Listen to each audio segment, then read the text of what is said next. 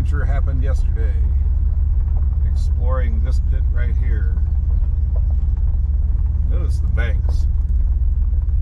I've fished farm ponds that didn't have banks like that you could actually kind of like just walk all the way around without having to worry about anything. But where we're going today is right down this road, just a little bit further. I think we're here because there's a circle thing. And here's the boat ramp.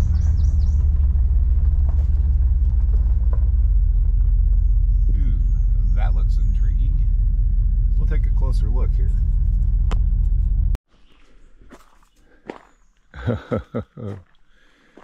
Oh, this looks interesting. Oh, wow.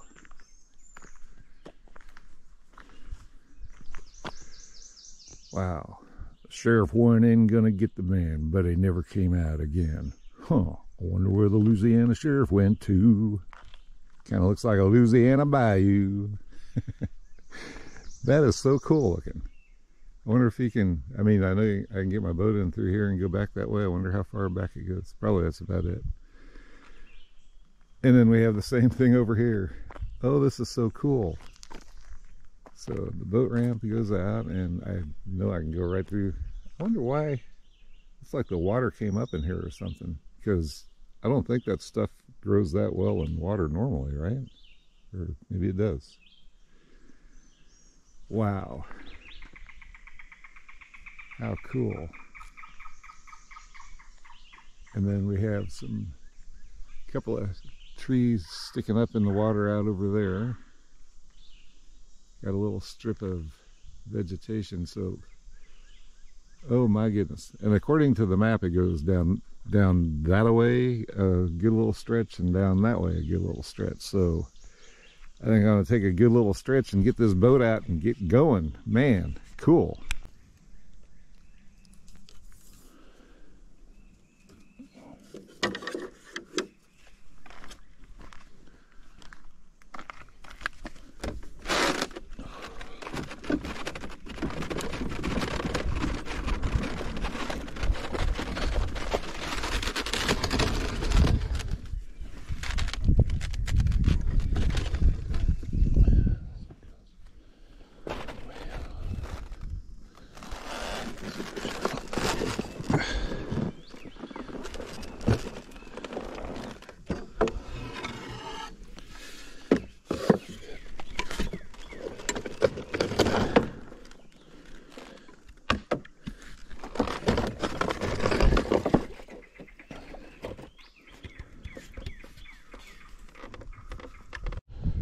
All right, well, judging by the banks, of course, once again, this is another pit that's at least three feet down. And if it wasn't, you could probably you could absolutely launch your boat from this boat ramp. But with it being down as far as it is, the boat ramp comes out really shallow, and then it stops about right there, and it's only like 2 feet deep. So definitely not a place that you'd want to try to launch a big boat. It doesn't drop off, the end of it doesn't drop off as sharply as a lot of them do, because the ones, when you get to the end, it's like about a 1 foot drop. Oh my goodness, I'm getting out here into the open water and I'm seeing what I have to work with today. Looky down that way. Oh, great blue heron, how awesome. I think I saw him flying around up above there looking for a place to land. So it's a narrow pit, definitely a strip. A strip pit. That goes back that way. Pretty good, but I see lots of brush in the water along with all those weeds. So lure choice, I decided to go with my jitterbug type frog for starters. I mean, that's just what I'm starting with. And then of course I stopped by the strip pit bait and tackle and bought some of these trailers here, because it's keeping more in tune with the head of this and what I'm looking for. I'm looking for a bluegilly kind of look with the We got the copper and silver willow blades, so we got some flash and whatnot. Of course, I have my deep diving crankbait put on my sexy shad. So we'll see what works. I'm going to try this just for fun. Woo. And this is not one that's mapped, so I'm just going to toss this out here in the middle and let it see how long it takes for my line to go slack. That was really fast. Maybe it's still falling. No? Yeah, it seems to be a pretty shallow right here in the middle.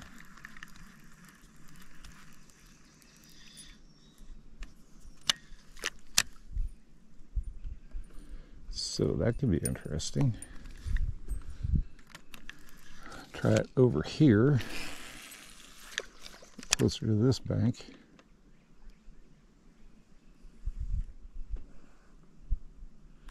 Only 3/8 of an ounce. The spinner's only a 3/8 ounce spinner, but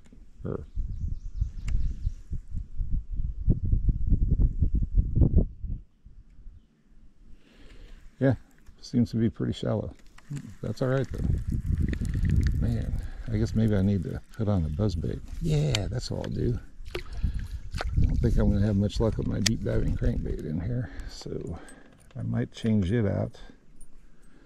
A day without my sexy shad? How could that possibly be?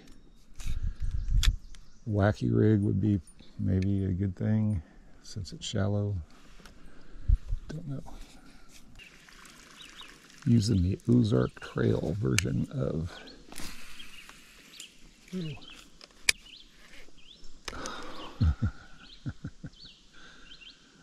of the Whopper Plopper. Back to the frog.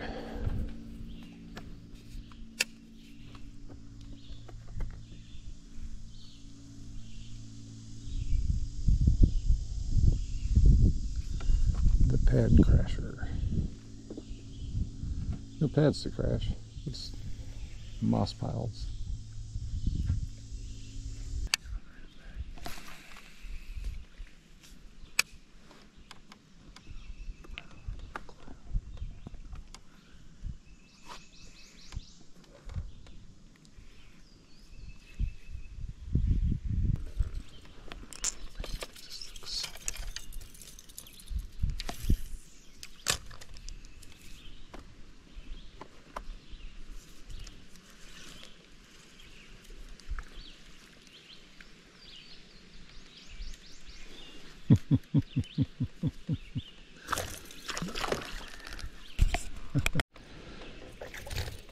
First cast with the thin fin.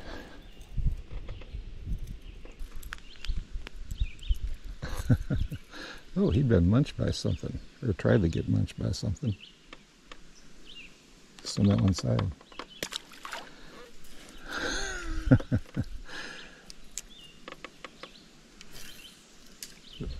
That was fun.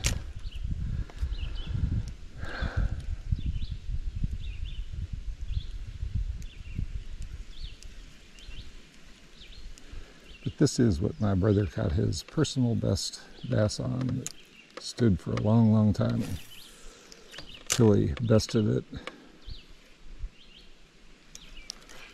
on Clinton Reservoir. Okay, maybe I should stick with the frog. Oh, look at the pretty adornment that this one has.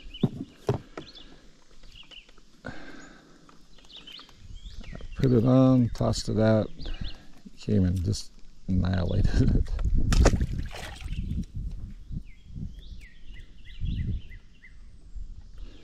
I mean, obviously,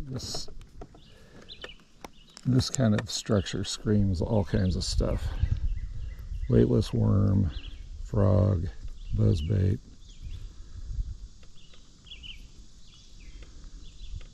Just to name a few. Actually, that's probably all I can think of. That wouldn't get hung up in all this stuff. Man, he really knocked this poor little guy's legs for a loop. All right, so anyway, I am exploring new pits and I will share the adventure with you. Like I mentioned before, this pit is obviously about 4 feet down from where it normally should be, and I'm at the very, let's see, which way does this run? I think this runs north and south, so this would be like the south end of the pit.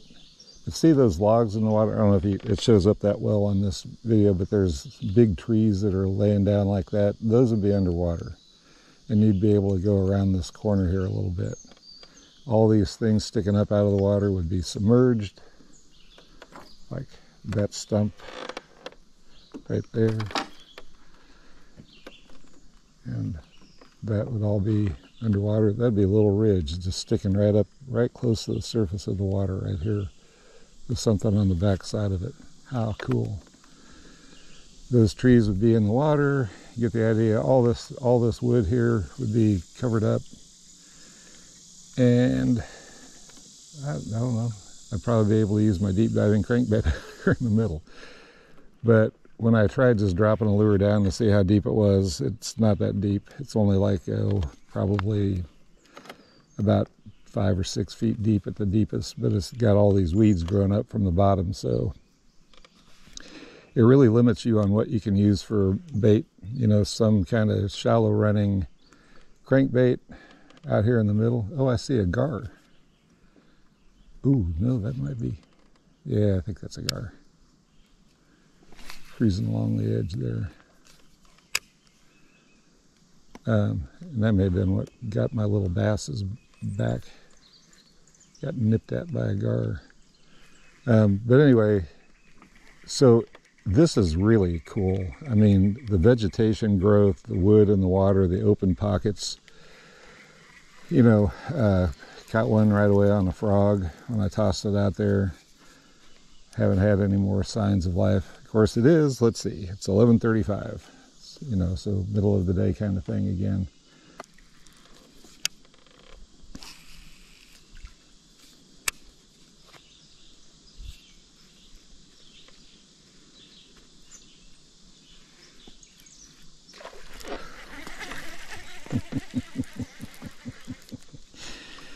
I figured I'd speed up the retreat a little bit, make it look more like they're scared to be in the water.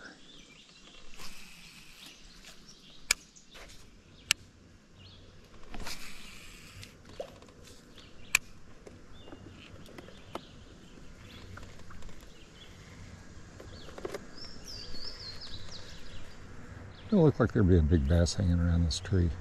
I mean, seriously. There's this new tree and there's an old tree on the other side of it. And then there's that overhang. I mean, man.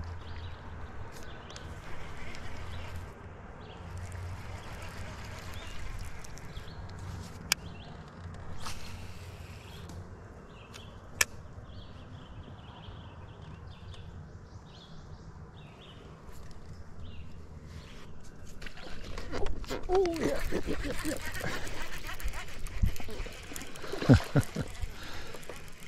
Couldn't resist the frog. Hey, nice one.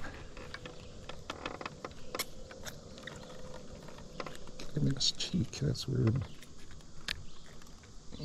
Man, what a chunk. What a chunk. A beautiful fish.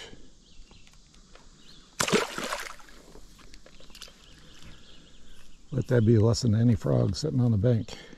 You could be next.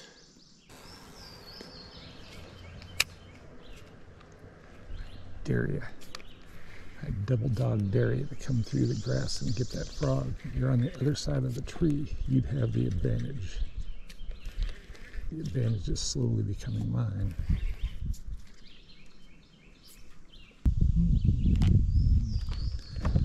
I guess I should try over here.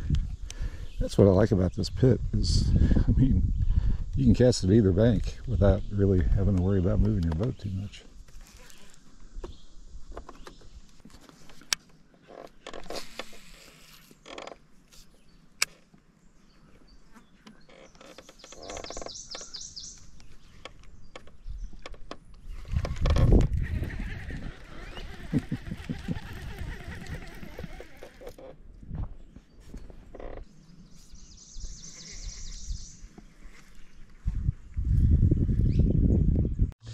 Anyway, sorry, I'm a little preoccupied with my frog fishing here. Remember, I'm supposed to be showing you what the pit looks like as well. So, it's a shallow pit. It's got lots of weeds in it. This kind of stuff here goes up down I'd probably have about maybe 4 feet of clear water to fish. That your lure would be right above the vegetation that's down on the bottom. I'd say overall that's the idea on this. But the boat where you launch is right there. I've been up that side. Now this is the other side. Goes on back, looks more the same, pretty much. These nice, like willowy looking, or bamboo, I don't know. It's all this grass is growing along the banks here. Man, oh man, if the water came up and that stayed there, that would make some of the best fish cover in the world. But anyway, as you can see, more dead trees, pockets that you can, like, I found the frog is probably, obviously, since I caught a couple of fish on it and missed another really nice one, it's the way to go, at least, you know, right now during this time of the day. Seems to work all right. Few and far between on the bites, but anyway, I had to try it out. I have not made it back over into the swampy looking side, but hopefully I will before. Let's see, what time is it? Yeah, it's only 1 o'clock. I'm not going to fish, obviously. The grass goes all the way across, and I'm just going to try just a little bit more of this bank, and then I'm going to go back and hit those 2 little bayou looking places.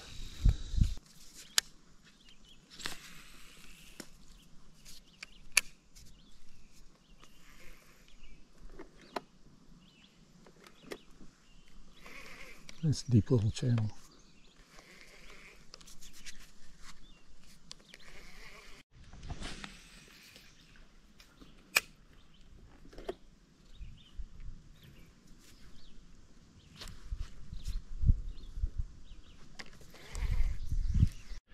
Well, and I guess that's a wrap on the second pit in Unit 42.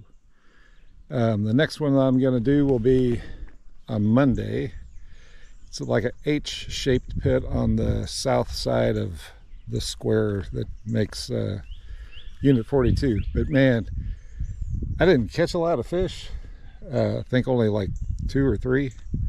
Had a few that I missed, but I love exploring waters like this. I mean, there's just so much structure and so many possibilities, and there is still a big fish right here at the end of this. I think it's the one that probably hit my frog and I missed it. But, you know, just having the opportunity to do this, I hope that you get a really good idea from what I'm doing, what these pits look like, what they have to offer. You know, you can look at a map and zoom in on stuff, but, you know, to actually be there and see it. And, you know, you saw what I used. I'm sure you were thinking, if you're a bass fisherman, what you would be using. Why isn't he using a worm, a weightless worm, or a wacky rig or something like that? You know, those are good questions. There's only so many minutes in the day. But anyway, this is a really fun pit. It's really cool. I'd be interested to see what it's like early in the morning or late in the evening. But because of my schedule, I'm always usually out at these pits, you know, midday hours. But that was really fun. And the wildlife around here, there's all kinds of really cool looking birds. Great blue is here fishing. So anyway, I hope you enjoy it. I appreciate all the support, the subscribers, the likes, and the shares. You know, feel free to share this if you like. Most importantly, I hope that you think, you know what, I need to get my kids out there and go fishing, because go out and enjoy the great outdoors and take your kids with you. It's a good thing. See you later. Bye.